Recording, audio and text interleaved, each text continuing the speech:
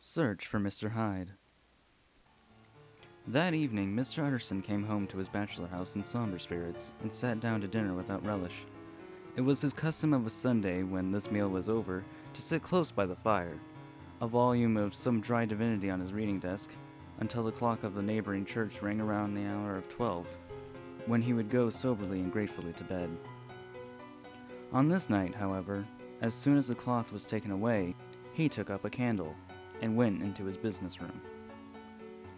There he opened his safe, took from his most private part of it a document endorsed on the envelope as Dr. Jekyll's will, and sat down with a clouded brow to study its contents. The will was holograph for Mr. Utterson, though he took charge of it now that it was made. Had refused to lend the least assistance in the making of it. It provided not only that, in case of decease of Henry Jekyll, M.D., D.C.L., LL.D., F.R.S., etc., all his possessions were to pass into the hands of his friend and benefactor, Edward Hyde, but that in case of Dr. Jekyll's disappearance or unexplained absence of any period exceeding 3 calendar months, the said Edward Hyde should step into the said Henry Jekyll's shoes without further delay and free from any burden or obligation. Beyond the payment of a few small sums to some members of the doctor's household, this document had long been the lawyer's eyesore. It offended him both as a lawyer and as a lover of the sane and customary sides of life, to whom the fanciful was the immodest. And hitherto it was his ignorance of Mr. Hyde that had swelled his indignation. Now, by a sudden turn, it was his knowledge. It was already bad enough when the name was but a name of which he could learn no more. It was worse when it began to be clothed upon with detestable attributes, and out of the shifting, insubstantial mist that had no long baffled his eye, there leaped up the sudden, definite presentment of a fiend. "I thought it was madness," he said, as he replaced the obnoxious paper in the safe, "and now I begin to fear it is disgrace." With that, he blew out his candle, put on a greatcoat, and set forth in the direction of Cavendish Square, that citadel of medicine, where his friend, the great Dr. Lanyon, had his house and received his crowding patients. If anyone knows, it would be Lanyon, he had thought. The solemn butler knew and welcomed him. He was subjected to no stage of delay, but ushered direct from the door to the dining room, where Dr. Lanyon sat alone over his wine. This was a hearty, healthy, dapper, red-faced gentleman, with a shock of hair prematurely white, and a boisterous and decided manner. At sight of Mr. Utterson, he sprang up from his chair and welcomed him with both hands. The geniality, as was the way of the man, was somewhat theatrical to the eye, but reposed on genuine feeling. For these two were old friends, old mates both at school and college, both thorough respecters of themselves and of each other, and what does not always follow, men who thoroughly enjoyed each other's company. After a little rambling talk, the lawyer led up to the subject, and which so disagreeably preoccupied his mind. "I suppose, Lanyon," said he, "you and I must be the two oldest friends that Henry Jekyll has?" "I wish the friends were younger," chuckled Dr. Lanyon, "but I suppose we are. And what of that? I see little of him now." "Indeed," said Utterson. "I thought you had a bond of common interest." "We had," was the reply, "but it is more than 10 years since Henry Jekyll became too fanciful for me. He began to go wrong in mind, and though of course I continued to take an interest in him for old sake's sake, as they say, I see and I have seen devilish little of the man. Such unscientific balderdash," added the doctor, flushing suddenly purple, "would have estranged Damon and Pythias." The little spirit of temper was somewhat a relief to Mr. Utterson. They only differed on some point of science, he thought, and being a man of no scientific passions, except in the matter of conveyancing, he gave his friend a few seconds to recover his composure, and then approached the question he had come to put. "Did you ever come across a protege of his, one Hyde?" he asked. "Hyde?" repeated Lanyon. "No, I've never heard of him since my time." That was the amount of information that the lawyer carried back with him to the great dark bed on which he tossed to and fro, until the small hours of the morning began to grow large. It was a night of little ease to his toiling mind, toiling in mere darkness and besieged by questions. 6 o'clock struck on the bells of the church that was so conveniently near Mr. Utterson's dwelling, and still he was digging at the problem. Hitherto it had touched him on the intellectual side alone, but now his imagination also was engaged, or rather enslaved, as he lay and tossed in the gross darkness of the night in the curtained room, Mr. Enfield's tale went by before his mind in a scroll of lighted pictures. He would be aware of the great field of lamps of a nocturnal city, then of a figure of a man walking swiftly, then of a child running from the doctors, and then these met, and that human juggernaut trod the child down and passed on regardless of their screams. Or else he would see a room in which a house, where his friend lay asleep, dreaming and smiling at his dreams. And then the door of that room would be opened, and curtains of the bed plucked apart. The sleeper recalled, and lo, there would stand by his side a figure to whom power was given, and even at that dead hour he must rise and do its bidding. The figure in these two faces haunted the lawyer all night, and if at any time he dozed over, it was but to see it glide more stealthily through the sleeping houses, or move more swiftly and still more swiftly, even to dizziness, through wider labyrinths of lamp-lighted city, and at every street corner crush a child and leave her screaming. And still, the figure had no face by which he might know it. Even in his dreams it had no face, or one that baffled him and melted before his eyes. And thus it was that there sprang up and grew apace in the lawyer's mind a singularly strong, almost an inordinate curiosity to behold the features of the real Mr. Hyde. If he could but once set eyes on him, he thought the mystery would lighten and perhaps roll altogether away, as was the habit of mysterious things when well examined. He might see a reason for his friend's strange preference or bondage, call it what you please, and even for the startling clause of the will.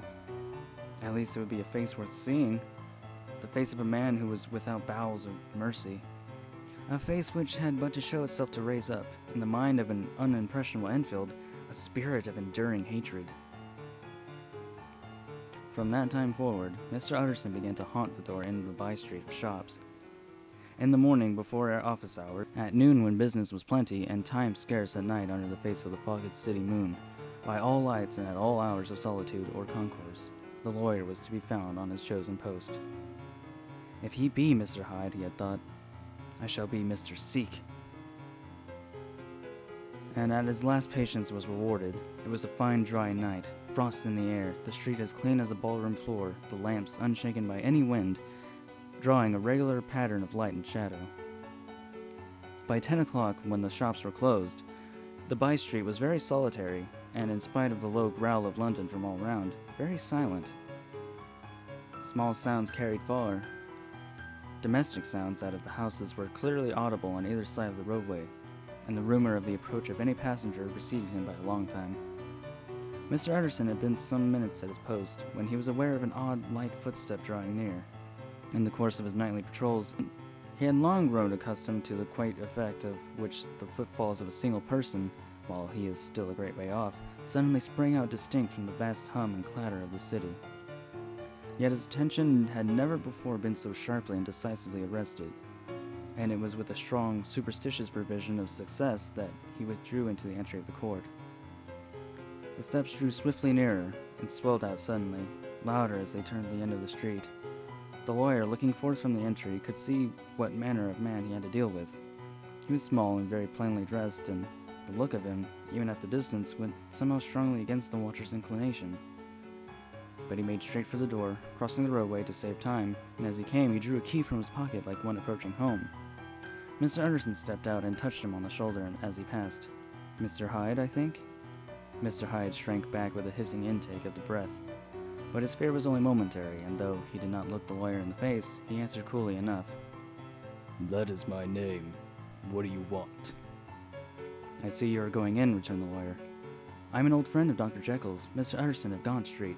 You must have heard of my name, and meeting you so conveniently, I thought you might admit me." "You will not find Dr. Jekyll. He is from home," replied Mr. Hyde, blowing in the key. And then, suddenly, but without looking up, "How do you know me?" he asked. "On your side," said Mr. Utterson. "Will you do me a favor?" "With pleasure," replied the other. "What shall it be?" "Will you let me see your face?" asked the lawyer. Mr. Hyde appeared to hesitate, and then, as if upon some sudden reflection, fronted about with an air of defiance, and the pair stared at each other pretty fixedly for a few seconds. "Now I shall know you again," said Mr. Utterson. "It may be useful." "Yes," returned Mr. Hyde. "It is as well we have met, and in apropos you should have my address." And he gave a number of a street to Soho. Good God, thought Mr. Utterson, can he too have been thinking of the will? But he kept his feelings to himself and only grunted in acknowledgement of the address. "And now," said the other, "how did you know me?" "By description," was the reply. "Whose description?" "We have common friends," said Mr. Utterson. "Common friends," echoed Mr. Hyde a little hoarsely.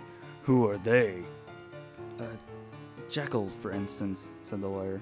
"He never told you," cried Mr. Hyde with a flush of anger. "I did not think you would have lied." "Come," said Mr. Utterson, "that is not fitting language." The other snarled aloud into a savage laugh, and the next moment, with extraordinary quickness, he had unlocked the door and disappeared into the house. The lawyer stood a while when Mr. Hyde had left him, the picture of disquietude. Then he began slowly to mount the street, pausing every step or two and putting his hand to his brow, like a man in mental perplexity. The problem he was thus debating as he walked was one of the class that is rarely solved. Mr. Hyde was pale and dwarfish. He gave an impression of deformity without any nameable malformation. He had a displeasing smile, he had borne himself into a lawyer with a sort of murderous mixture of timidity and boldness, and he spoke with a husky, whispering, and somewhat broken voice.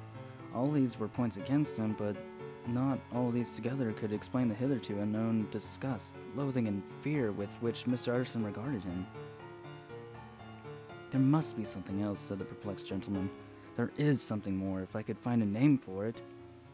God bless me, the man seems hardly human.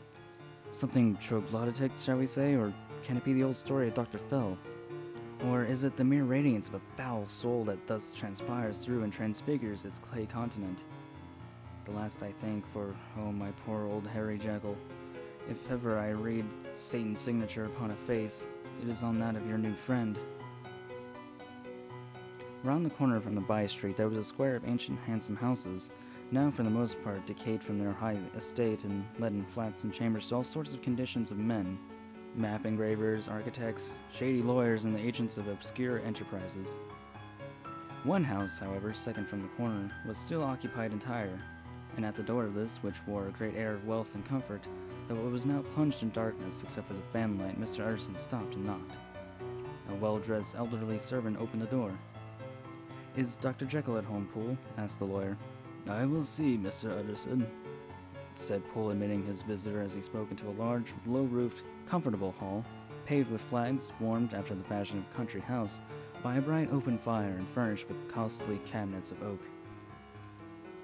"Will you wait here by the fire, sir, or shall I give you a light in the dining room?" "Here, thank you," said the lawyer, and he drew near and leaned on the tall fender. This hall in which he was now left alone was a pet fancy of his friend of the doctor's, and Utterson himself was wont to speak of it as the pleasantest room in London. But tonight there was a shudder in his blood. The face of Hyde sat heavy on his memory. He felt, what was rare with him, a nausea and distaste of life. And in the gloom of his spirits, he seemed to read a menace in the flickering of the firelight on the polished cabinets and the uneasy starting of the shadow on the roof. He was ashamed of his relief when Poole presently returned to announce that Dr. Jekyll was gone out. "I saw Mr. Hyde go in by the old dissecting room door, Poole," he said. "Is that right, when Dr. Jekyll is from home?" "Quite right, Mr. Utterson, sir," replied the servant. "Mr. Hyde has a key." "Your master seems to repose a great deal of trust in that young man, Poole," resumed the other musingly. "Yes, sir, he does indeed," said Poole. "We have all orders to obey him." "I do not think I've ever met Mr. Hyde," asked Utterson. "Oh dear, no, sir. He never dines here," replied the butler. "Indeed, we see very little of him on this side of the house. He mostly comes and goes through the laboratory." "Well, good night, Poole." "Good night, Mr. Utterson." And the lawyer set out homeward with a very heavy heart. Poor Harry Jekyll, he thought. My mind misgives me he is in deep waters. He was wild when he was young, a long while ago to be sure, but in the law of God there is no statute of limitations. Aye, it must be that. The ghost of some old sin, the cancer of some concealed disgrace, punishment coming, years after memory has forgotten and self-love condoned the fault.